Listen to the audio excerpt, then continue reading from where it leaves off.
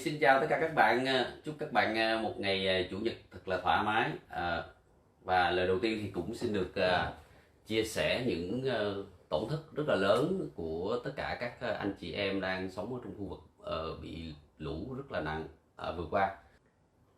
Rất là nhiều bạn hỏi về vấn đề chống thấm, tại vì sau cái cơn mưa lớn vừa rồi ở miền Trung thì hầu như là rất là nhiều ngôi nhà bị thấm, và khi đã bị thấm rồi thì nó rất là gian khó khi mà chúng ta phải khắc phục những cái vấn đề bị thấm đó.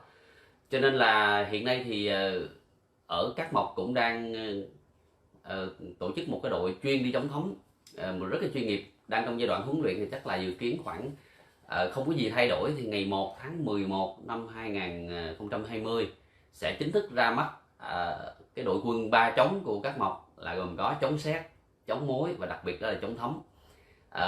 Đội quân này đang được huấn luyện rất là bài bản, đang vừa học lý thuyết vừa thực hành thao tác của tất cả các cái kỹ thuật về chống mối, chống sét cũng như chống thấm. Xin cảm ơn bạn Nguyễn Trọng Tiến, và hy vọng rằng các bạn sẽ có nhiều cái thông tin về chống thấm, để chi khi mà chúng ta làm nhà là cái gì cũng vậy, giống như sức khỏe của chúng ta này các bạn này. Chúng ta làm sao phòng bệnh hơn chữa bệnh. Mình thì mình luôn luôn khi mà mình thiết kế bất kỳ ngôi nhà nào, thiết kế một không gian nào, mình luôn luôn nghĩ tới sức khỏe của cái người sống bên trong cái không gian đó trước. Vừa bảo đảm công năng hợp lý, vừa là giúp cho chúng ta đủ cái tiện nghi để mà chúng ta sinh hoạt trong cái không gian kiến trúc đó, và đặc biệt chúng ta phải có được sức khỏe. Liên quan tới yếu tố sức khỏe của con người chúng ta sống trong một ngôi nhà thì nó vô vàn thứ mà chắc chắn rằng nếu mà không nói ra thì các bạn không quan tâm đâu. Ai cũng muốn mình sống trong ngôi nhà đó nó khỏe, phải không ạ? Ngủ dậy thấy thoải mái, rồi không bị tác hại bởi tất cả những cái yếu tố gì bên ngoài. Ví dụ như là chúng ta ờ, để ánh sáng mặt trời, ánh nắng mặt trời mà chiếu vào trong ngôi nhà chúng ta nhiều quá, nó cũng gây hại cho sức khỏe của chúng ta nữa, chứ không phải là nhà nhiều ánh sáng là nó tốt đâu. Đó, cho nên là chúng ta biết điều tiết về ánh sáng. Rồi cái thứ hai là chúng ta phải làm sao có được cái không khí trong lành bên trong ngôi nhà chúng ta, để chúng ta hít thở những cái không khí trong lành. Có thể là đó là không khí đó đã được lọc bụi qua một lớp cây xanh trước khi vào nhà chúng ta, rồi không khí đó nó sẽ không có nhiều bụi mịn như cái tình hình mà hiện nay ô nhiễm bụi mịn ở các đô thị lớn á. Đó là một cái nguy cơ, đó là một cái nguy cơ mà chắc chắn rằng nếu như chúng ta vô tình tiếp xúc lâu dài thì chúng ta sẽ bị những cái bệnh về đường hô hấp rất là nặng. Hoặc là ví dụ như các bạn không để ý cái nhịp sinh học của con người chúng ta, khi mà mặt trời mọc đến khi nó đứng bóng, rồi đến khi nó lặn, đến khi nó về đêm, thì hiện nay các kỹ sư về quang học họ cũng đã nghiên cứu và chế tạo ra một cái dòng đèn, một cái hệ sinh thái đèn mà để nó đáp ứng được cái nhịp điệu sinh học của con người chúng ta, nó thích nghi như là chúng ta đang sống với ánh sáng tự nhiên vậy đó. Tức là ví dụ như các bạn làm việc văn phòng chẳng hạn, thì nếu chúng ta dùng một hệ thống đèn mà một cách gọi là cố định á, nó sẽ hoàn toàn không tốt. Xin chào bạn Tùng Nguyễn. Xây biệt thự vườn một tầng sử dụng thép và vật liệu nhẹ. Tôi hoàn toàn ủng hộ bạn Tùng Nguyễn cái ý kiến này, vì thật ra bản thân mình cũng đang có một ngôi nhà. Mặc dù đó là ngôi nhà nghỉ dưỡng, nó cũng không quá lớn, nhưng mà mình cũng đã trải nghiệm làm hoàn toàn bằng thép, làm hoàn toàn bằng cái vật liệu nhẹ, và tôi nghĩ rằng nó rất là bền. 50 năm là chuyện bình thường, không có ảnh hưởng gì cả. Mà khi khi chúng ta làm cái ngôi nhà bằng thép và những vật liệu nhẹ thế thì nó giảm được chi phí, giảm được nhân công rất là nhiều các bạn.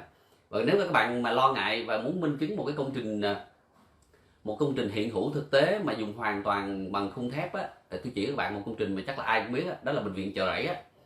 Bệnh viện Chợ Rẫy được Nhật thiết kế năm năm 1970, 1971 khởi công, 72 xong. Tức là họ làm rất là nhanh, họ lắp ghép, tất cả những cái module đó họ làm từ bên Nhật và họ đưa vào Việt Nam mình, họ lắp ghép rất là nhanh.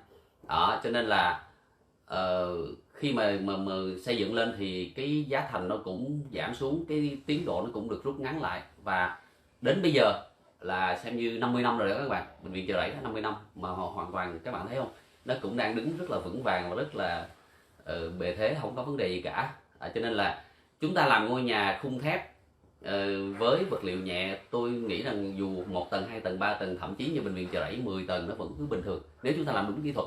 đó. Rồi thứ hai là vấn đề suốt quá trình sử dụng chúng ta bảo dưỡng nó ra làm sao. Tất cả những cái vấn đề đó nó liên quan nhau để nó giúp cho cái tuổi thọ công trình nó kéo dài hơn. Hồi nãy có một bạn hỏi cái câu mà kiến trúc sư và kỹ sư thì ai mở công ty có lợi thế hơn, thì thực ra cái câu này rất khó trả lời các bạn. Thậm chí có những người họ không học hành gì cả, họ không có bằng cấp gì hết, họ vẫn mở công ty được và họ vẫn điều hành được, và dưới tay họ là rất là nhiều thạc sĩ, rất là nhiều tiến sĩ, rất là nhiều kỹ sư, kiến trúc sư làm việc cho họ. Cái chuyện này thì tôi nghĩ nó không có bị giới hạn đâu, vấn đề là do cái kỹ năng của mỗi người. Và đương nhiên là như bản thân tôi là một kiến trúc sư, khi tôi ra mở công ty thì cái thời gian ban đầu nó cũng rất là khó khăn, vô vàn khó khăn. Chúng ta phải vấp phải những cái câu chuyện mà phải trả giá rất là nhiều để mới có được như ngày hôm nay. Đó là một cái đội ngũ nhân sự liền mạch, đội ngũ nhân sự yêu nghề và nhiệt huyết với công việc. Tất cả những cái đó đều phải do mình huấn luyện mỗi ngày hết. Cho nên là tôi nghĩ rằng là không nhất thiết là bạn là kỹ sư hay kiến trúc sư bạn đều có thể mở một doanh nghiệp cho mình và điều hành chạy một cách trơn tru. Xin chào bạn Thông Đồng. Chúng ta quay trở lại cái câu chuyện với cái cuộc sống, với sức khỏe của chúng ta, thì hiện nay các cái kỹ sư về quang học của công ty đèn chiếu sáng Rạng Đông họ cũng đã nghiên cứu và lập trình ra được một cái hệ sinh thái giúp cho con người chúng ta sống trong một cái căn phòng, ví dụ như là văn phòng làm việc của anh em kiến trúc sư, kỹ sư của các mộc thì sẽ được thay thế hoàn toàn cái bóng đèn và cái hệ sinh thái đó. Có nghĩa là sáng nó chạy tự động từ sáng tới chiều, nó y chang như là đường biểu kiến của năng lượng mặt trời, giống như cái nhiệt độ của năng lượng mặt trời và độ K của ánh sáng mặt trời ở bên ngoài, nó y chang. Cho nên là nó giúp cho những người mà làm việc trong cái môi trường đó giống như đang ở một ngoài môi trường tự nhiên, chứ không phải là chúng ta đang ở trong một môi trường chiếu sáng nhân tạo nữa. Giống như là khi các cái điện thoại di động đời mới bây giờ thì luôn luôn có cái chế độ mà tắt cái ánh sáng xanh đó các bạn. Tại vì ánh sáng xanh là cái biểu đồ ánh sáng nó nhọn lên, nên mà biểu đồ ánh sáng xanh đó, cái ánh sáng đó nó sẽ rất là hại cho sức khỏe của chúng ta, đặc biệt là võng mạc của chúng ta. Cho nên là có một cái chế độ gọi là giảm ánh sáng xanh trên màn hình. Nếu như các bạn xài smartphone vô trong phần cài đặt thì bạn sẽ thấy nó có cái chế độ đó để nó giảm bớt cái tác hại cho cái con mắt của chúng ta. Đó. Trên trong khi mà thiết kế kiến trúc nó vô vàn thứ để chúng ta chọn từ cái vật liệu làm sao không gây ô nhiễm môi trường, không gây cái phóng thích những cái chất độc hại ra trong cái không gian sống của chúng ta, rồi dòng chuyển đối lưu không khí sao cho nó phù hợp, rồi ngăn ngừa bớt bụi mịn, rồi gắn kết con người chúng ta càng gần gũi với thiên nhiên chừng nào thì chúng ta càng thấy khỏe khoắn chừng đó. Có rất là nhiều anh nói bây giờ tới coi giùm phong thủy. Có một anh nói tới coi giùm phong thủy nhà anh sao có cầu thang đi lên rất là mệt, và bà xã thì hay cứ trách móc là đi làm về rồi xong rồi lăn đùng ra ngủ thôi, không ngó ngàng tới bà xã hết, bà rất là buồn. Thế là khi mình tới mình coi xong mình nói anh ơi, cái thứ nhất là cái cầu thang thiết kế dốc quá, cái độ dốc mà gần 45 độ C, xin lỗi, gần 45 độ. Rồi thứ hai là bố trí phòng ngủ của hai vợ chồng thì tuốt ở trên cao á, tức là ảnh đi về mà anh đi từ dưới anh lên tới lầu 4, lên tới cái chỗ phòng ngủ của anh là như anh mệt phờ người rồi, chỉ tắm rửa rồi lăn lên ngủ thôi, không có ngó ngàng tới bà xã hết. Nên anh kêu đi tới coi giùm phong thủy. Mình kêu cái này chả có phong thủy gì hết, cái thang thiết kế dốc quá mà anh ở trên cao quá, tuổi anh thì càng lúc càng lớn. Thôi thì bây giờ mấy đứa con cũng đã lớn rồi thì đưa mấy đứa nhỏ lên trong không gian trên, nó khỏe hơn, nó trẻ hơn mà, thì mình ở xuống dưới mình thấp hơn thì mình sẽ đi về nó thoải mái hơn. Với lại là gì, anh lười tập thể dục quá, anh không tập thể dục nhiều, cho nên là cái mức độ chịu đựng của anh như thế, anh cảm thấy nó rất là mệt. Thôi thì bây giờ nếu anh không thay đổi, anh vẫn vận động như thế là rất là tốt, nhưng mà anh phải vận động nhiều hơn nữa mỗi ngày. Tới mỗi ngày mình dành ra làm sao 1 tiếng đồng hồ. Như mình thì hiện nay là ngày nào cũng dành ra 1 tiếng đến 1,5 tiếng đồng hồ để dành cho cái việc vận động. Chúng ta tập thể dục tất cả những cái môn gì mình yêu thích, miễn sao được 1 tiếng đến 1,5 tiếng, để làm sao mà chúng ta có thể máu nó lưu thông tốt hơn, rồi chúng ta toát được mồ hôi ra ngoài nhiều hơn, chúng ta đào thải những cái chất cần thải ra ngoài cơ thể chúng ta ra qua cái lỗ chân lông. Thì như thế thì nó cũng sẽ giúp cho ta một cái sức bền, sức chịu đựng tốt hơn.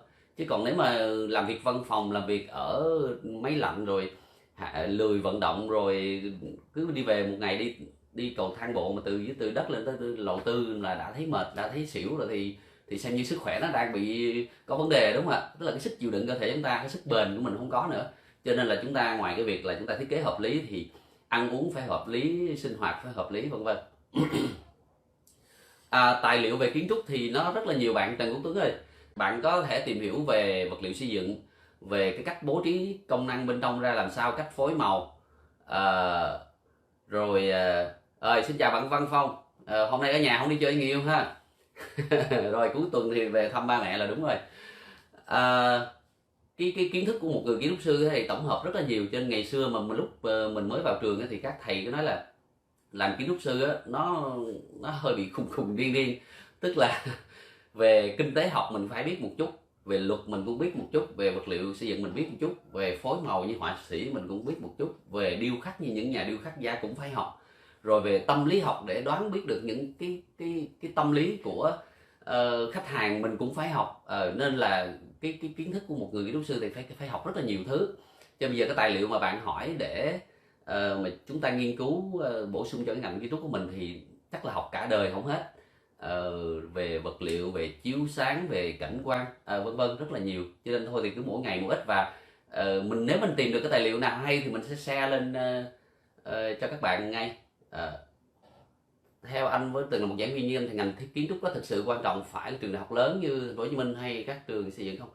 Mình nghĩ là cái trường nhiều khi cái danh tiếng thì nó cũng là một phần thôi bạn, nhưng mà hiện nay thì tôi nghĩ các cái trường ngày xưa khi mà trường đại học tư thục mới ra thì xã hội chúng ta có cái nhìn chưa đúng lắm về trường đại học tư thục.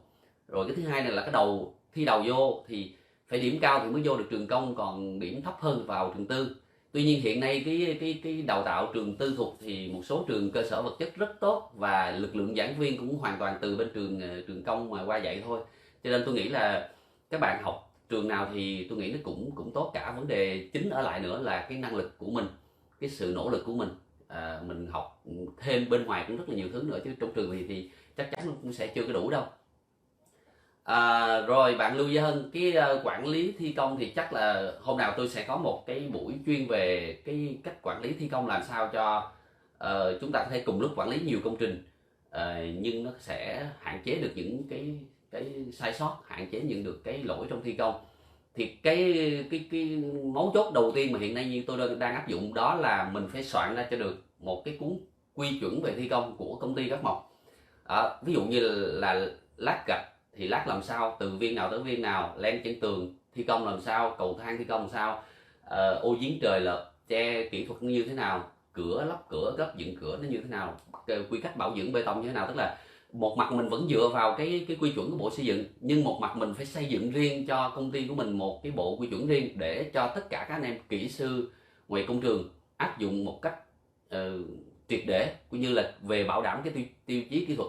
Ví dụ như là chống thấm nè, hoặc là thiết kế khu phòng vệ sinh, khu ướt khu khô sao, khu ướt nâng lên sao, làm mương thoát nước sao, tất cả cái đó thành một quy chuẩn chuẩn mực luôn thì phổ biến hết. Và ví dụ như trong suốt quá trình mình làm có bổ sung thêm kiến thức cập nhật gì thì mình cập nhật ngay. Và hiện nay thì với công nghệ thông tin phát triển thì việc cập nhật kiến thức đó nó qua cái group Zalo hay là qua email nó cũng rất là tiện. Xin chào bạn Trang Dương. Cái tình trạng nhà bạn mà sau khi lũ rút xong rồi tường bị đen, bị mốc, rồi bị bùn nó bám lên thì cái đó là một dạng của vấn đề của thiên tai rồi. Cho nên là muốn khắc phục thì chắc chắn nó sẽ là tốn rất nhiều tiền và cần thời gian. Còn cái lại mà cái hạn chế để cái câu chuyện đó hạn chế cái câu chuyện đó để mà chúng ta có với những ngôi nhà ở trong cái điều kiện mưa bình thường thôi á, thì tôi nghĩ là cơ bản nhất vẫn là cái kỹ thuật. Khi chúng ta xây tường, chúng ta tô tường phải đủ độ dày, đủ đúng như thiết kế, mát của bê tông, mát hồ tô cũng phải đúng như là thiết kế. Rồi chúng ta phải dùng kèm với sản phẩm chống thấm, và đặc biệt đó là bã mastic và sơn nước phải chọn đúng loại thì nó mới bảo vệ cái tường của chúng ta được. Hoặc là ví dụ như những cái chi tiết đơn giản mà nhỏ thôi, nhưng mà rất là nhiều cái top thợ khi mà thi công. Xin chào bạn Anh Hoa Trần. Rất là nhiều cái top thợ thi công họ bỏ qua. Mình nói ví dụ như là kết thúc cái đỉnh tường, chúng ta xây cái tường từ dưới xây lên cao, kết thúc cái đỉnh tường trên cùng này các bạn này, là thường thường người ta chỉ tô hồ bình thường là xong. Sau một thời gian là nó rêu móc và nó thấm nước từ trên cái đỉnh tường này nó thấm xuống. Với tiêu chuẩn của Các Mộc thì luôn luôn là như thế này các bạn nè. Xây tường lên, khi kết thúc tường là phải đổ một cái cây đà bê tông chạy xung quanh cái tường hết, khóa cái tường nó lại. Thứ nhất là gì? để bảo đảm là cái mắt bê tông, cái mắt hồ, cho nên nó bảo đảm là nó hạn chế cái việc chống thấm. Thứ hai nữa là sau khi tô hoàn thiện xong thì phải trên bề mặt này này các bạn này phải lát gạch men hoặc đá hoa cương, và có cái độ nghiêng nhẹ về bên phía trong nhà của mình, trong phía phần sân của mình, phần sân thượng của mình á, để chi khi nước mưa thì nó không có qua nhà hàng xóm mà nó về phía nhà mình, và nước mưa sẽ bảo đảm nó không có đọng ở trên cái đỉnh tường này đó. Cho nên là khi mà chúng ta làm, mặc dù những cái chi tiết kỹ thuật bé như thế thôi, nhưng mà chúng ta kỳ công một chút xíu, chịu khó tốn công một chút xíu, nhưng nó bảo đảm là nó bảo vệ được cái đỉnh tường chúng ta không bao giờ bị thấm từ trên thấm xuống. Thì tương tự như thế, từ cái len chân tường ở tầng 1 cũng vậy. Rất là nhiều nhà chúng ta làm rất là ẩu, không có một cái cây đài bê tông để ngăn mặt nước mau dẫn từ dưới nền lên, rồi chúng ta chống thấm không tốt, tô vữa hồ không đúng kỹ thuật, mát không đúng thiết kế, rồi khi mà lát gạch lên trên tường cũng lát sai kỹ thuật, thì tất cả những cái đó nó lại là cái điều kiện, yếu tố làm dễ để cho cái việc mà nước nó sẽ mau dẫn từ dưới lòng mạch, dưới lòng đất, nó lưu dẫn lên. Xin chào bạn Trương Thuận. Rồi mình sẽ gửi cho bạn các cái đường link, thậm chí là các cái đường link của các công ty kiến trúc trên thế giới. Thì hiện nay mình đang có một cái tài liệu, đó là 1.000 địa chỉ website của 1.000 công ty kiến trúc nổi tiếng trên toàn thế giới. Mình sẽ chia sẻ các bạn cái riêng 1.000 cái địa chỉ website này thôi là bạn cũng đã xem như là biết chuyện này xong rồi. Tổng hợp từ A tới Z của 1.000 văn phòng thiết kế nổi tiếng trên toàn thế giới, mà sẵn cái file Excel rồi, các bạn chỉ cần copy về và click vô là nhấn Ctrl Enter là nó vô thẳng website đó các bạn xem. Rồi ngoài ra thì rất là nhiều các tài liệu bằng tiếng Anh. Thì bây giờ chúng ta học, nói chung là cái tài liệu bằng tiếng Anh nó cũng đơn giản đúng không ạ? Chúng ta nếu mà các bạn biết thì bạn đọc bằng tiếng Anh, không biết thì Google dịch cũng có thể hiểu được. Thời buổi giờ thì học quá sướng rồi, không giống như cái thời mình ngày xưa. Chia sẻ các bạn nghe, hồi xưa mà đi học nghe, mỗi lần đi vô thư viện mà kiếm sách để học á, xong rồi có những cái trang sách, những cái hình nào mà đẹp mình thấy là mình muốn cần học hỏi á, là đánh dấu lại cuốn sách mấy, nằm ở trang mấy, rồi hôm sau về mượn được cái máy chụp hình, rồi mới đi vô tìm lại cái cuốn sách đó để chụp hình, rồi về rửa ảnh ra mới lưu lại để học, chứ không có cái ảnh kỹ thuật số như bây giờ phổ biến mà điện thoại cầm lên chụp. Thế là có những cái câu chuyện dở khóc dở cười lắm các bạn. Nhiều khi là thấy cái hình nó rất là đẹp rồi, mình đánh dấu hết trơn trọi này, cái hôm sau hôm sau mình quay trở lại mình chụp hình, mình tìm cuốn sách đó thì lật ra thấy cái hình đó ai lấy dao lam rọc mất. Tức là một sinh viên nghịch ngợm nào đó đã lấy dao lam rọc mất cái hình đó đi, tức là mất cơ hội phải đi tìm hình khác đó. Thì ngày xưa học hành nó rất là khổ, và mỗi lần mình đi nước ngoài như thế là không cổng cái gì ngoài về cổng sách hết. Tại vì cái trọng lượng như các bạn biết, đi máy bay người ta cho đâu quá 30 kg rồi đúng không, nên là cũng chắc lọc làm sao mua sách, làm sao bỏ vali cân đúng khoảng 28 9 kg là được đó, hoàn toàn mang sách về thôi. Bây giờ thì bây giờ thì rất là dễ, các bạn học online rất dễ đúng không ạ? Xin chào bạn Nguyễn Minh. Mình sẵn sàng chia sẻ cái cuốn tiêu chuẩn về thiết kế, tiêu chuẩn về thi công, tiêu chuẩn về chống thấm, chống sét, chống mối, tất cả những cái tài liệu của các mộc mình sẵn sàng mình chia sẻ public hết cho mọi người để tham khảo, và thậm chí là các bạn có thể xem và góp ý ngược trở lại cho anh em kỹ sư, kiến trúc sư của các mộc nữa, tại vì chưa chắc nó đã hoàn hảo đâu. Mình mong muốn là mình đưa tất cả những cái chia sẻ kinh nghiệm. Thứ nhất đó là gì? Để cho chính khách hàng của mình giám sát ngược trở lại nhân viên mình luôn, giám sát ngược trở lại kỹ sư, kiến trúc sư của các mộc có làm đúng tiêu chuẩn các mộc hay không.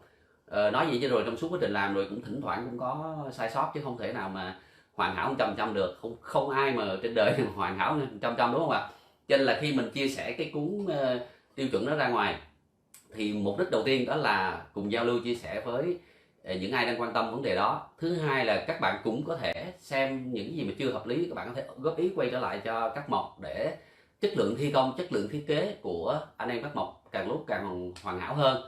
Thứ hai nữa là chính khách hàng của mình cũng thông qua những cái kỹ thuật đó mà giám sát ngược trở lại coi thử là nhân viên của các mộc là có làm điều này tốt hay không. Tại vì như các bạn biết vừa rồi nhân cái mùa Covid thì cũng không làm rầm rộ, nhưng mà mình đã khai trương cái văn phòng thi công ngoài miền Bắc ở Thanh Hóa rồi. Cho nên là hiện nay thì các mộc nhận thiết kế thì trên toàn quốc bất kỳ đâu cũng nhận thiết kế cả, thậm chí ở nước ngoài như ở Úc, ở Campuchia, ở Thái Lan, ở Lào thì các mộc cũng đã nhận thiết kế rồi. Còn riêng vấn đề thi công á thì hiện nay đã triển khai ra được tới các mộc ngoài miền Bắc rồi. Cho nên là Tại vì rất là nhiều chủ đầu tư là mong muốn Cát Mộc là vừa thiết kế vừa thi công giám sát chất lượng nhìn luôn, nhưng mà mấy năm trước thì thực sự là chưa có triển khai được. Và với bản thân mình thì mình mong muốn là mình triển khai cái gì thì nó phải chất lượng, triển khai ở đâu thì nó phải bảo đảm, chứ không có muốn làm tràn lan. Cho nên là làm từng bước ở Cát Mộc miền Nam, xong rồi Cát Mộc miền Trung là đặt văn phòng tại tỉnh Quảng Ngãi, tại thành phố Quảng Ngãi, thi công cho khu vực từ Bình Định ra tới Đà Nẵng và Cát Mộc Phú Quốc. Và vừa rồi thì cũng mới khai trương cái văn phòng của Cát Mộc Thanh Hóa, nhưng mà tuy nhiên là trong ngay giữa mùa dịch cho nên là không có public công khai cho các bạn, để khoảng một vài ngày nữa sẽ khởi công công trình mới ở Thanh Hóa thì sẽ báo cáo cho các bạn cùng xem hình ảnh về Thanh Hóa ha. Xin chào bạn Quang Đào, đang xây nhà mà phòng ngủ sát tường, cũng là bờ rào nên rất lo lắng, nên ốp loại gạch đá gì để bị nước mưa không thấm. Nếu như bạn muốn an toàn nhất, cái bờ tường mà tiếp xi áp với thiên nhiên á, mà các bạn muốn an toàn nhất, thứ nhất là các bạn phải xây tường 300, dày 300. Cái đó là cái tiêu chuẩn kỹ thuật mà như các kỹ sư ở nước ngoài họ cũng khuyên, với lại cái nhiệt độ nắng ẩm mưa nhiều ở Việt Nam chúng ta là xây tường 300. Chính giữa có một cái lớp chính giữa có cái lớp chống ồn và chống nóng á, ví dụ như là cái mút xốp đó các bạn, đó cái đó chúng ta thì chống nóng chống thấm rất tốt. Và thứ hai là cái tường 300 thì chúng ta đi hệ thống kỹ thuật trong đó rất là ok, chúng ta đi đường ống điện ống nước, và chúng ta sau này đóng đinh đóng tường vô trong cái tường đó chúng ta không hề hấn gì cả. Và thứ ba là chúng ta phải tô đúng những cái vữa mắc bê tông đúng mát, đúng mát vữa hồ tô ha. Thứ hai nữa là chúng ta phải nên có trộn với cái lớp chống thấm, kể cả trong kể cả ngoài luôn. Và tuyệt vời hơn nữa đó là các bạn có thể ốp gạch mặt trong và kể cả mặt ngoài luôn, thì như thế là rất là tuyệt vời, không bao giờ bị cái gì cả. Nóng cũng không, ồn cũng không, rêu móc cũng không, chắc chắn sẽ không bao giờ chắc chắn cũng sẽ không bao giờ bị tình trạng thấm như thế. Hồi nãy có một bạn hỏi về cái việc chọn cái ánh sáng cho công trình của Cát Mộc á, là chọn cái hàng gì, Panasonic hay Rạng Đông hay là hàng của Trung Quốc, thì đương nhiên là nó tùy vào cái kinh tế của chủ đầu tư nữa bạn. Nên khi mình có câu chuyện vui là khi bạn mình là bác sĩ, bệnh nhân vô hay hỏi là anh ăn gì chưa, ở nhà anh ăn những cái gì. Thế thì cái này câu chuyện vui hài hước nghe bạn. Thế thì sau khi mà bệnh nhân về rồi thì con của ông bác sĩ mới hỏi: ủa ba ơi, sao mỗi lần mà bệnh nhân tới ba hay hỏi ăn cái gì vậy? Bác sĩ kêu sao mày ngu quá vậy, tao hỏi tao coi thứ biết là bệnh nhân ăn, nếu ăn cao lương mỹ vị thì tao kê toa thuốc khác, tao lấy tiền kiểu khác, còn ở nhà ăn mắm ruốc mắm khô, ăn khô quẹt biết là tao kê toa kiểu khác, lấy tiền kiểu khác chứ. Đó là câu chuyện vui thôi, nhưng mà đó là một câu chuyện hoàn toàn thực tiễn. Ví dụ khi mình đi thiết kế thi công cho rất là nhiều khách trong suốt gần 20 năm qua, thì đâu phải ai cũng dư dả đồng tiền ra mà để làm nhà một cách thoải mái đâu, mà phần lớn là đều đi vay mượn, phần lớn là đều rất là gian khó để gom góp được một cái số tiền để mình đi làm nhà. Cho nên họ rất chắc chiêu và họ luôn tính toán làm sao mọi thứ nó phù hợp. Cho nên khi mà mình huấn luyện mấy bạn nhân viên công ty á, là mình luôn nói cái điều này cho các bạn nhân viên công ty mình nè. Các bạn mà thiết kế rủi sai một cái vấn đề gì á trong ngôi nhà, chắc chắn nhiều khi chủ nhà họ có thể người ta không nhận ra, nhưng với cái đam mê nghề mình cảm giác mình ân hận lắm. Tại vì sao? Tại vì với ví dụ các bạn mua một cái điện thoại đi, có thể mấy chục triệu thôi, hư có thể là các bạn bỏ nó, vì nó cũng có giá trị, nhưng mà cái giá trị của nó so với một cái giá trị của một ngôi nhà nhiều khi cả cuộc đời người họ chỉ làm có một cái nhà có một lần thôi, mà mình làm ẩu, mình làm sai sót như thế thì mình ân hận ghê lắm đó. Cho nên là khi mà làm một cái ngôi nhà như thế phải trau chuốt, và mình luôn nói với nhân viên mình cái câu rất quen thuộc, đó là lương các bạn hàng tháng đó là khách hàng trả cho các bạn chứ không phải công ty trả. Đó, cho nên là chúng ta làm sao với những cái trách nhiệm, làm sao thực sự nếu các bạn không yêu nghề thì các bạn phải chuyển qua nghề khác, còn đã yêu nghề thì hãy trau chuốt với những gì mình đang làm. Hồi nãy các bạn có hỏi về cái lửa đèn, mình tiếp tục cái câu chuyện lửa đèn ha. Thứ nhất là phải dựa vào cái khả năng tài chính của chủ đầu tư. Thứ hai là khi mình tư vấn á, thì mình luôn luôn tư vấn với khách hàng hai option, một loại tốt và loại bình thường, thì tùy vào khách hàng thôi. Đương nhiên là cái đèn là tiền nào của nó là có thực, nó giống như điện thoại di động, giống như các cái đồ điện tử khác thôi, tiền nào của đó là có thực. Cho nên là khi mà làm thì chúng ta phải cân nhắc. Thứ hai nữa là gì?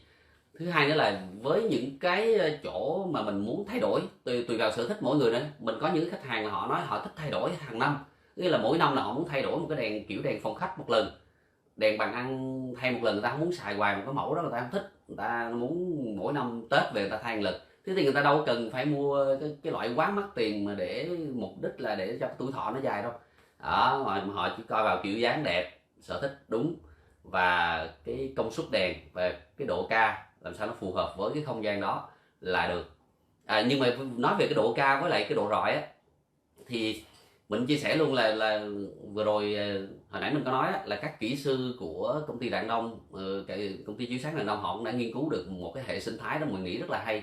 Tức là họ phân tích cái ánh sáng mặt trời từ sáng tới trưa tới đổ về chiều, nó tác động tới trực tiếp với con người chúng ta sao. Thì họ muốn tạo một hệ sinh thái chiếu sáng như thế để con người chúng ta sống như trong một cái môi trường gần như thiên nhiên, ánh sáng gần như ánh sáng thiên nhiên. Và văn phòng làm việc của Cát Mộc cũng như thế. Đây, hôm nào mà các bạn có dịp mà đến công ty Cát Mộc, các bạn sẽ đi một vòng công ty tour. Công ty tour Cát Mộc, các bạn sẽ tham quan. Xin chào bạn Lê Hoài An. Các bạn sẽ đi tham quan từ quán cà phê, hầm rượu vang, nơi tập gym, rồi phòng thu âm, vân vân. Bạn Nguyễn Ngọc Quỳnh Anh muốn nói về hệ thống phòng cháy chữa cháy nhà phố à. Về tiêu chuẩn phòng cháy chữa cháy chắc là không thể nói qua livestream được, mà mình sẽ gửi cho các bạn những cái tiêu chuẩn gạch đầu dòng thôi. Tại vì hiện nay thì tiêu chuẩn phòng cháy cháy nó cập nhật liên tục, nó những cái mới ban hành, mới gần đây mới ban hành cũng có nhiều cái yếu tố rất là mới, cho nên là mình cũng sẽ liệt kê ra tóm tắt lại bằng text. Mình sẽ viết một bài up trên fanpage để các bạn có thể có thời gian thì các bạn đọc tìm hiểu nó sẽ kỹ hơn. Tại vì về phòng cháy chữa cháy thì các anh em kiến trúc sư, các anh em kỹ sư điện nước đều phải cập nhật thường xuyên cho đúng những cái quy định của về phòng cháy chữa cháy. Vì này nó thay đổi liên tục cứ mỗi năm lâu lâu là nó có những cái thay đổi, nhưng phải cái chuyện mà phải cập nhật là đương nhiên rồi. Quay trở lại vẫn là cái vấn đề mà các bạn muốn thiết kế chống nóng, thì mình luôn luôn khuyên mọi người, đặc biệt là cái tầng trên cùng nhất là cái mái nhà chúng ta thường thường là chúng ta làm rất là tiết kiệm. Chúng ta đổ bê tông sàn dày khoảng 10 phân là xong, chấm hết. Chúng ta không làm biện pháp gì nữa hết. Có nữa thì một lớp thạch cao mỏng ở phía dưới để trang trí thôi. Thì như thế nó không đủ để bảo vệ con người chúng ta bên trong đâu các bạn. Cái tầng mà trên cùng nhất mà nếu mà chúng ta không có biện pháp xử lý. Rồi, xin chào bạn Hoàng Quang. Chắc chắn mình sẽ đăng cái tiêu chuẩn của công ty lên ạ. Đang đặt vấn đề với mấy bạn IT để làm sao cái cách nào đăng lên để cho các bạn tải về nó dễ dàng nhất. Có thể là đưa các bạn một đường link trên driver để các bạn có thể tải về cho nó dễ. Chắc là trong tuần sau sẽ đăng toàn bộ những cái này lên để cho các bạn tham khảo ha. Cho nên khi mà cái tầng trên cùng nhất, cái không gian trên cùng nhất mà tiếp giáp với cái mái nhà các bạn, nếu mà các bạn làm cái máy bằng bê tông mà chỉ đổ bê tông một lớp 10-12 phân xong rồi lát gạch trên đó xong, thì gần như nó không bảo vệ con người mình bên trong được. Mình mà ở trên cái tầng trên cùng đó thì buổi chiều nó nắng nóng kinh khủng khiếp, không thể nào mà chúng ta chịu được đâu nếu chúng ta không làm đúng quy chuẩn. Cho nên bây giờ hầu hết á, khách ở Cát Mộc mình luôn luôn tư vấn chia sẻ với lại mọi người khi thiết kế là cái tầng trên cùng phải làm sàn 2 lớp, phải bố trí cây xanh bên trên, hoặc là nếu như các bạn có kiến trúc dạng mái ngói á, thì chúng ta cũng phải giải pháp để làm sao mưa nó không dột trong nhà và không có nóng cái tầng trên cùng. Tuy nhiên là khi mà đề cập tới thì đương nhiên nó đụng tới vấn đề về chi phí, nên thường các chủ đầu tư rất là ngại đầu tư thêm một chút nữa. Cho mình nghĩ một chút đó thôi, nhưng mà nó lại là nó rất là quan trọng, nó rất là hữu ích khi mà chúng ta vào sống trong cái không gian nó từ mặc dù là chúng ta sống tầng 1, tầng 2, tầng 3 hay tầng trên cùng đi nữa, nó vẫn mát như nhau. Một cái vấn đề nữa, hôm qua có một khách hỏi là nhà em chừa giếng trời rất là nhiều mà tại sao không có gió vô.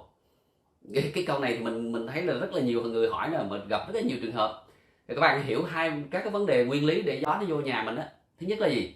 Nó phải có sự chênh lệch về áp suất. Thì ai cũng biết là gió nó di chuyển, cái không khí di chuyển từ nơi áp suất cao đến nơi áp suất thấp, đúng không ạ? Và khi mình cầm một cái chai mà nó không có thủng đáy á, các bạn có cố gắng thổi cái miệng chai càng mạnh chừng nào thì gió nó cũng không đi xuyên qua được cái chai được. Cho nên muốn mà cái không khí nó đối lưu xuyên qua cái thân chai thì phải thủng được 2 đầu, đúng không ạ? cái miệng chai nó cũng thủng và cái đáy chai nó cũng phải thủng. Thì ở Long Xuyên có nha bạn, đó là cái chai nó phải thủng hai đầu thì gió nó mới lùa qua được, rồi nó mới đối lưu qua được. Chứ nếu mà cái trong nhà người ta chừa cái giếng trời không mà xung quanh nó bịt bùng hết thì làm sao mà gió nó đối lưu được. Và một cái nguyên lý nữa là khi cái giếng trời các bạn, mục tiêu của nó là gì? Nó thải chất thải hơi nóng trong ngôi nhà chúng ta bay lên trên trời, chứ không phải mục tiêu chính là nó đưa gió từ ngoài vô đâu. Rất là khó. Gió từ ngoài vô nó phải phụ thuộc rất nhiều yếu tố, là phải chọn đúng hướng gió thổi, hướng chính của khu vực cái ngôi nhà của bạn, chọn đúng cái hướng gió ha. Thứ hai là nó phải bảo đảm có sự chênh lệch áp suất, nó có một cái lỗ mở của phía đối diện thì gió nó mới lùa qua được. Giống như các bạn đi một số khách sạn ven biển ha, rất là tiếc là mình không hiểu sao, biết do chủ đầu tư hay do người thiết kế, nhưng mà rất là tiếc là các bạn ở trong phòng mở cửa nhìn thấy biển nhưng hoàn toàn có gió biển ở trong phòng, tại vì phía bên này là bịt bùng rồi, làm sao gió biển nó thổi qua được. Mà khi mà mở cái cửa ra thì lại người ở ngoài người ta đi ngang qua ngang lại, người ta nhìn vô thấy cái phòng của mình đó. Cho nên là vấn đề là ở cái chỗ cái khâu thiết kế làm sao, tính toán làm sao để nó có cái sự chênh lệch áp suất thì không khí nó mới di chuyển thông phòng đi xuyên qua cái phòng mình được, và nó mới có gió được. Cho nên rất là nhiều người cứ ngạc nhiên vì sao nhà em chừa giếng trời rất là nhiều, nắng nóng ơi là nóng mà không thấy gió vô. Cho nên là cũng hướng dẫn chia sẻ lại các bạn là cái giếng trời đó mục tiêu là để nó thoát hơi nóng trong nhà chúng ta lên là chính, còn gió lùa vào nhà là phụ thôi. Muốn gió lùa vào nhà thì phải thiết kế đúng hướng gió và phải tạo được áp suất âm bên trong nhà thì gió nó mới lùa vô được. Giếng trời bị tạc và bị dột đó là hầu như phổ biến. Bạn Quỳnh Hữu Tịnh Hữu Tính gì đó, mình rất là chia sẻ các bạn, nếu nhà bạn cũng bị không thì thứ nhất nè, vật liệu lợp ở trên đó là thông thường nó hay bị dột là gì nè. Vật liệu mà lợp trên cùng của cái máy giếng trời là thường dùng cái polycarbonate, mà polycarbonate mà dán silicon vô xi măng á, chắc chắn một năm sau thôi là bung liền, không thể nào nó liên kết được. Thì với hệ số giãn nở co giãn của cái tấm polycarbonate với lại bê tông nó khác nhau mà. Rồi cái kêu thợ lên cái nó trít keo vài bữa rồi năm sau nó một năm sau nó cũng bung lên nữa. Cho nên á là các bạn lợp cái máy mà giếng trời á, theo mình tốt nhất vẫn là kính an toàn. Đừng có dùng kính cường lực nha các bạn, đừng có dùng kính cường lực trên cái giếng trời, nguy hiểm lắm, nó nổ đó. Kính cường lực mà các bạn lợp ở phương ngang này là nó nổ không lý do gì, tự nhiên nó nổ không có nữa. Co giãn gì không đều, bắt vô ron vô không có đệm cao su, nó co giãn đều là nó vỡ, vỡ xuống nguy hiểm lắm. Cho nên là cái giếng trời á nha, các bạn nên lợp á, là chúng ta nên lợp kính an toàn, đừng có dùng kính cường lực ha. Rồi thứ hai là chúng ta phải vươn cái phần vươn kính mà vươn ra khỏi cái lỗ thông gió phía dưới á, ít nhất là phải làm sao các bạn chiều cao bao nhiêu, ví dụ chiều cao từ cái sàn mà lên tới cái chỗ chúng ta lợp á là L, thì cái phần vươn ra cái máy đó phải hơn L. Tức nghĩa là chúng ta gióng xuống là một cái góc nó phải là góc nhỏ hơn 45 độ thì nó mới hạn chế được mưa tạt. Thứ ba là cái lá sắt mà chúng ta làm cái chỗ cái khe thoáng để cho cái khí nóng nó bay lên, là chúng ta phải làm cái khe dạng zig zag, chữ Z, thì nó có G nó mới ngăn được nước mưa vào bên trong. Chứ nếu không là khi mà mưa lớn kèm theo gió lớn là sẽ lùa cái nước mưa vào trong nhà chúng ta. Thì nó dột, nó có hai vấn đề. Thứ nhất là cái tấm lợp chúng ta liên kết vào tường bê tông nó không kỹ thì nó sẽ bị dột. Thứ hai là những cái khe để chúng ta lấy gió và thoát hơi á, nó lớn quá, và cái phần vươn ra của máy kính che đó nó không đủ rộng để nó bảo vệ nước mưa không vô nhà mà được. Thì tất cả những các bạn phải kiểm tra lại và khắc phục như thế chắc chắn sẽ hết. Rồi, xin chào bạn Nguyễn Vương.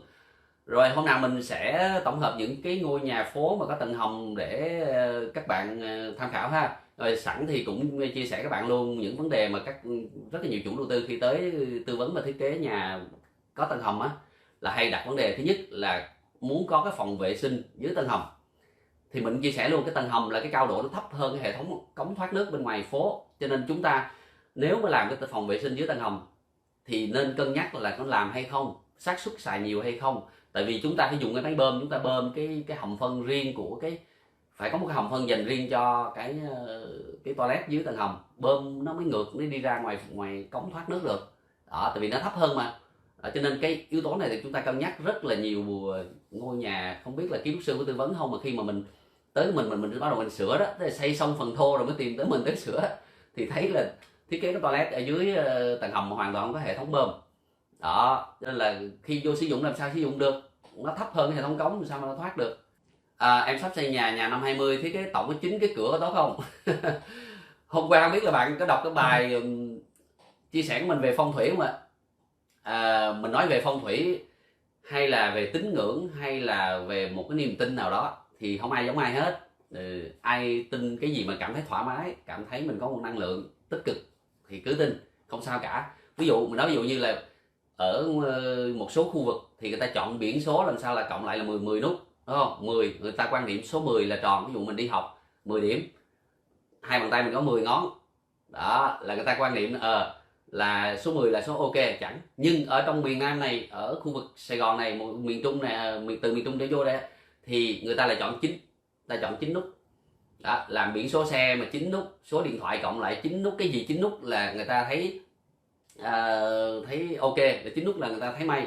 Nhưng có người lại chọn lại số 6 hoặc số 8, tại vì khi người ta đọc theo từ Hán là lục, 6 là lục đúng không, là lộc đúng không, 8 là phát, là phát là lộc phát là thì mình nghĩ cái này do quan niệm thôi bạn ơi. Bạn quan niệm số 9 bạn thấy tốt thì bạn làm 9, bạn quan niệm 10 tốt thì bạn làm 10, chứ cái này hoàn toàn không có một cái quy chuẩn nào là đúng, quy chuẩn nào sai hết. Nguyễn Ngọc Quỳnh Anh, mình hiện nay có một công ty chuyên về thiết kế bệnh viện. Các Mộc thì hiện nay có 3 công ty, một công ty chuyên về đào tạo, một công ty chuyên về thiết kế bệnh viện và công ty chuyên là làm thiết kế thi công nhà dân dụng. Cái gì nó cũng có sự chuyên nghiệp của nó các bạn. Mình rất là thích nghiên cứu về những cái gì nó liên quan tới sức khỏe con người, từ cái ăn cái uống tới tập vận động đến kể cả cái kiến trúc. Cho nên là ai làm gì làm, trong cuộc sống của chúng ta cuối cùng là gì? Sức khỏe vẫn là số 1 đúng không ạ? Và hiện nay ai hỏi mình một năm mình bỏ cái tiền ra đầu tư cái gì lớn nhất thì mình vẫn nói là sức khỏe. Mình luôn luôn đầu tư cho sức khỏe mình là số 1. Từ cái cách ăn uống làm sao, nghỉ dưỡng làm sao, tập gym làm sao, rồi vui chơi thoải mái, tất cả những thứ để nó liên quan tới sức khỏe mình sao là ưu tiên hàng đầu. Cho nên là khi mà ví dụ như mình thiết kế một phòng ngủ đi, mình phải suy nghĩ làm sao cho cái người ở trong đó có một giấc ngủ ngon nhất, họ thức dậy họ không thấy mệt. Và khi mà mình đi sâu về thiết kế bệnh viện á, ngày xưa lúc từ năm 2 là mình đã có những cái đề tài nghiên cứu về bệnh viện trong trường rồi, đoạt giải nghiên cứu khoa học sinh viên cấp toàn quốc. Cho nên khi ra trường thì mình đi thi mấy cái đồ án về bệnh viện thì mình lại đoạt giải nữa, cho nên mình mới mạnh dạn mình nghiên cứu sâu về bệnh viện, vì cái đó nó liên quan tới sức khỏe con người chúng ta. Và nếu như mơ ước của ba mẹ mình ngày xưa mình trở thành bác sĩ đi khám chữa bệnh cho mọi người, nhưng mình không đi theo ngành y nữa, mình không đi theo ngành y, mình theo kiến trúc, thì bây giờ mình nghĩ là mình cũng đã đáp ứng được phần nào giúp cho người dân mình có một nơi khám chữa bệnh tốt nhất có thể. Thì không những là thiết kế bệnh viện mà thiết kế trong nhà ở cũng vậy, mình luôn luôn cân nhắc từng yếu tố một. Cái đó là cái phong thủy đó các bạn, cái đó mới là cái phong thủy. Làm sao mà chúng ta vô sử dụng một ngôi nhà thấy thuận lợi, thấy chúng ta có sức khỏe, chúng ta thấy thoải mái, tinh thần chúng ta mọi thứ nó thoải mái, thì cái đó mình mới nghĩ đó là cái phong thủy, chứ không phải là phải cứng nhắc mà phải xoay đầu giường chỗ này, xoay cái bếp hướng kia. Cái đó không phải, theo mình là cái đó quan niệm riêng cá nhân mình thôi nha, đương nhiên là mỗi người một quan niệm. Bạn Sơn Thông có nên thiết kế nhiều cửa sổ để nhà thoáng hơn không ạ? Bạn nên cân nhắc. Như hồi nãy từ đầu buổi livestream mình đã nói, có những ngôi nhà thiết kế quá nhiều ánh nắng mặt trời vào trong nhà, nó cũng gây tổn hại cho cái sức khỏe của người trong đó. Tại vì các bạn biết ánh nắng mà nếu mà nhiều quá nó cũng đưa nhiều cái tia cực tím vào trong nhà đúng không ạ? Nó gây bức xạ nhiệt đúng không ạ? Nhất là những cái ngôi nhà xoay về hướng nắng tây. Đó, cho nên là khi mà chúng ta mở lỗ cửa ở đâu, diện tích bao nhiêu, cửa 1 lớp, 2 lớp hay 3 lớp, tất cả đó đều phải tính toán làm sao nó phù hợp với cái không gian bên trong. Chào chị Đoàn Thuận, mơ ước chị là có tiền nhờ thì thiết kế cái nhà nhưng không thể đạt được ước mơ. Bây giờ vẫn còn mơ ước được mà chị. Mọi thứ chúng ta vẫn còn có thể mơ ước, và hy vọng là các Mộc sẽ hân hạnh được làm ngôi nhà của chị trong tương lai ạ.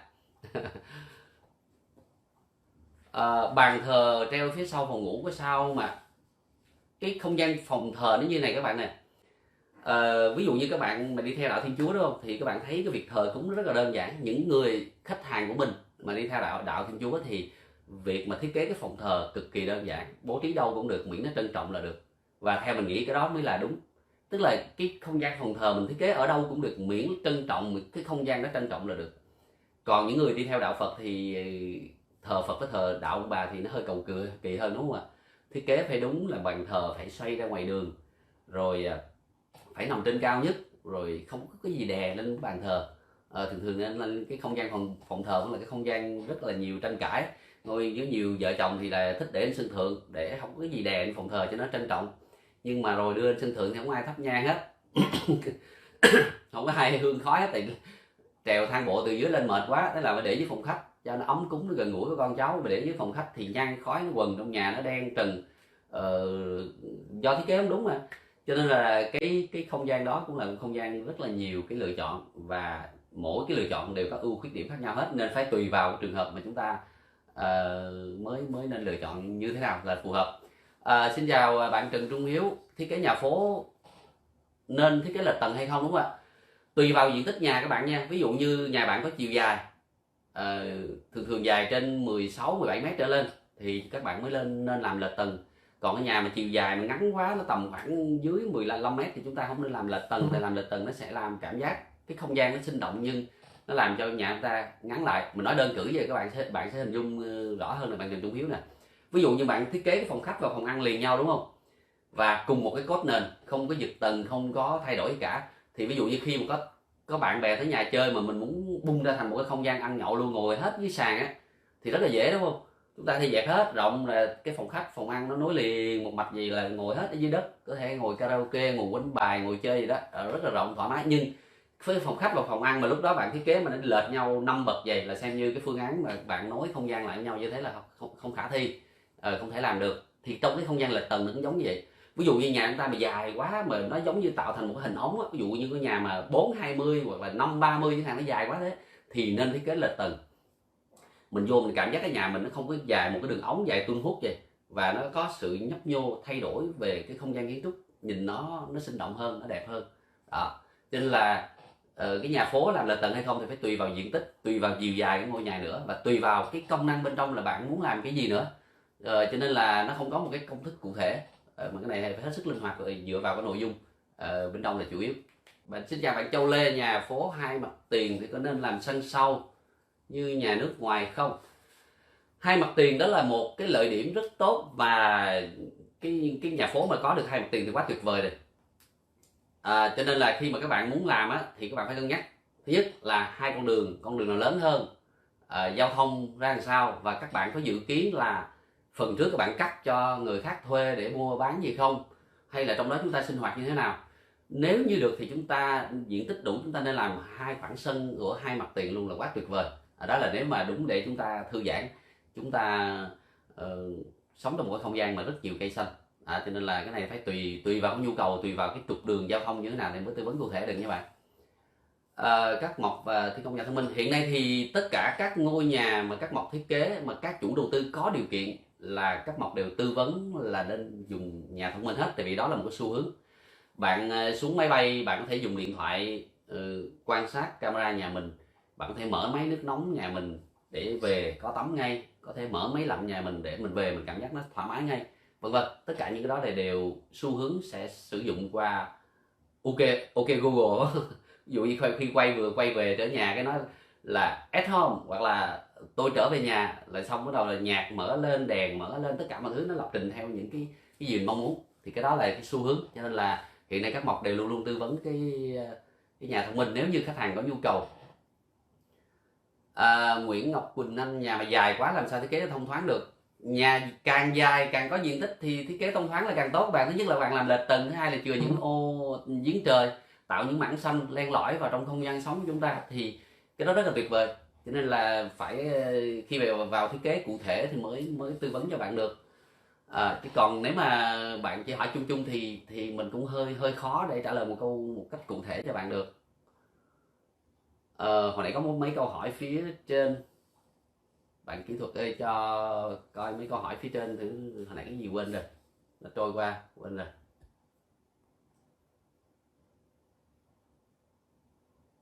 Xuống nữa.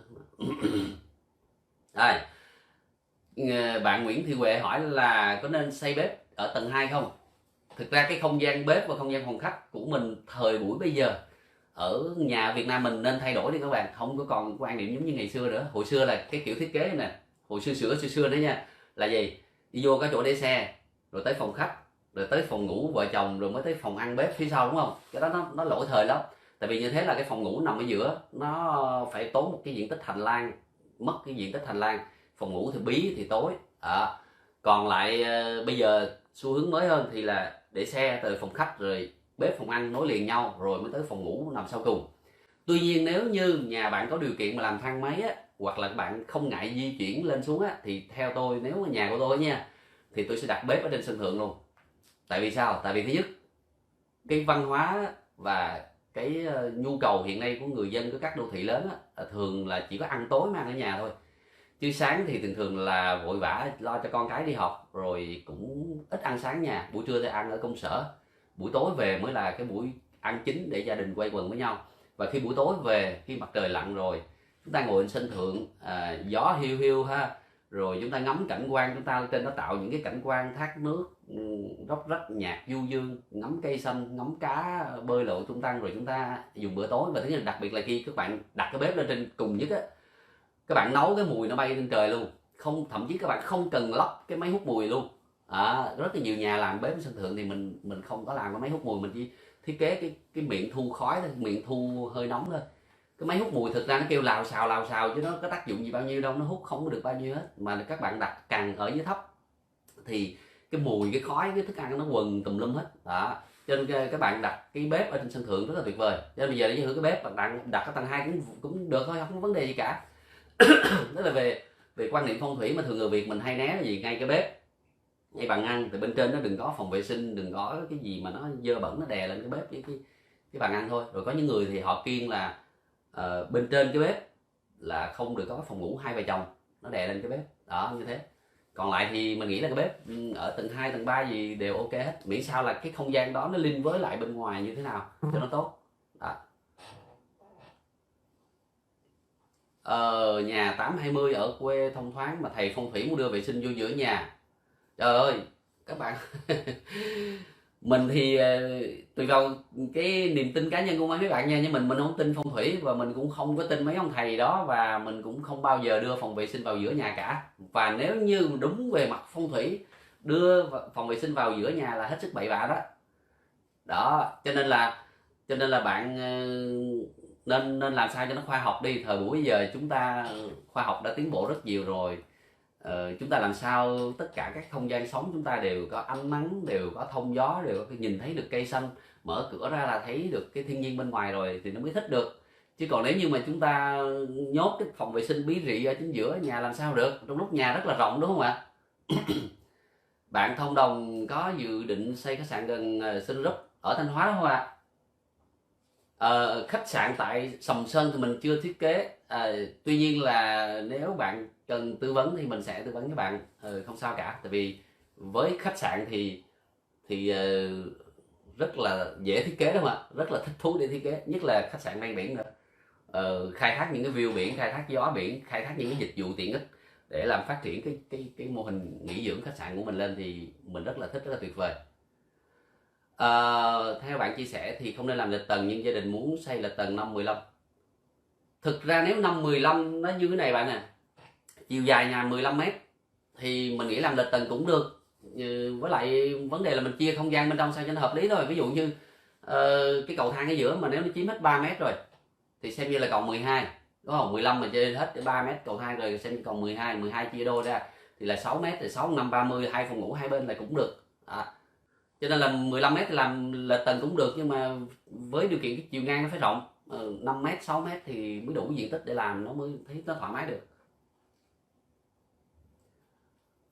Miền Trung ốp đá mùa đông có hiện tượng đổ mồ hôi, đó là hiện tượng động hơi nước đúng không ạ? Ngoài Bắc gọi là nồm ẩm đó. Đó, cái này là chúng ta phải phải xử lý từ cái dưới cái nền luôn. Mà mình sẽ chia sẻ cái bản vẽ kỹ thuật xử lý nồm ẩm bằng xỉ than để các bạn tham khảo nha. Trong tuần sau thì mình sẽ share lên fanpage để các bạn cùng tham khảo. Bàn thờ Công giáo file SketchUp rồi. Trong tuần tới thì mình sẽ gửi cho bạn Trương Thuận qua inbox nha. Bạn sẽ kiểm tra trong cái hộp thư của mình ha. Rồi xin Một lần nữa là cảm ơn các bạn đã cùng giao lưu, cùng tham gia. Chúc các bạn một ngày nghỉ cuối tuần thật vui vẻ, và một lần nữa cũng xin được chia sẻ những mất mát của tất cả anh chị em, gia đình, những bà con mình ở khu vực vùng lũ vừa qua. Và các Mộc cũng đang có một cái chương trình là kết nối thôi, tại vì thực ra làm từ thiện thì mình cũng không muốn là show ra ngoài quá nhiều, mình mới làm với tất cả những cái tâm của mình, và cũng đang mong muốn là góp phần với các nhà tự hảo tâm khác để khắc phục, dựng một vài ngôi nhà sau mùa lũ, sau khi lũ nó qua đi. Rồi chắc chắn sẽ trở lại miền Trung, trở lại để cùng chung tay với các mạnh thường quân khác có thể góp được gì đó cho đồng bào miền Trung của mình. Một lần nữa là xin cảm ơn các bạn đã cùng tham gia giao lưu buổi livestream hôm nay, và xin chúc các bạn một ngày nghỉ cuối tuần thật là vui vẻ và thoải mái bên gia đình của mình nhé. Xin chào tạm biệt và hẹn gặp lại.